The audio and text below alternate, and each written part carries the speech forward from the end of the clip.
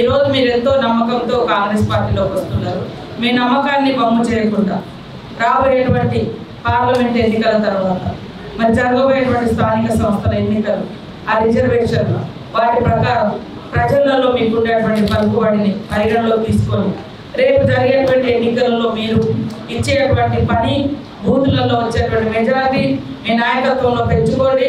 తప్పకుండా కొత్త పాత అనే తేడా లేకుండా అందరం ఒక ఇంట్లో కుటుంబం ఎట్లా ఉంటుందో ఈ ఇంట్లోకి రాగానే అందరూ ఒకటే కుటుంబం కాబట్టి అందరినీ కలుపుకొని అందరినీ చక్కగా చూసుకొని మీ గ్రామాలలో మీరు ఏదైతే పనులు ఒప్పుకుంటున్నారో ఆ పనులన్నిటికీ కూడా నిర్మించే బాధ్యత నాది. మీరందరూ కూడా తప్పకుండా మీరు నమ్మకంతో వస్తున్నారు, ఆ నమ్మకాన్ని కాపాడే బాధ్యత మాది. మీ అందరి మీద మాకు ఒక నమ్మకం, మీరందరూ కష్టపడతారు. ఒక పేదింటి బిడ్డకు అవకాశం వచ్చింది ఆదిలాబాద్ జిల్లాలో. ఇక్కడ నిలబడ్డది అతను సుగుణ కాదు, రాహుల్ గాంధీ అనుకొని ఆయన కోసం ఒకసారి అదేవిధంగా ఇక్కడ నిలబడ్డది రేవంత్ రెడ్డి నమ్మకం ఆయనకి. ఎందుకంటే ఈ జిల్లా అంటే కూడా అపారమైనటువంటి గౌరవం. ఫస్ట్ ప్రయారిటీ కూడా ఇక్కడే ఇస్తాడు. ఎప్పుడు వచ్చినా ఈ ప్రాంతం కోసం ఆలోచిస్తాడు. ఫస్ట్ పర్యటన ఇక్కడే పెట్టుకున్నాడు. ఆదిలాబాద్కి వచ్చిన తర్వాతనే కొడంగల్ వెళ్ళి వేరే కాడికి ఎక్కడికి పోలేదు.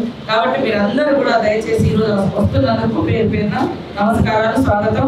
మనస్ఫూర్తిగా కాంగ్రెస్లోకి సుస్వాగతం.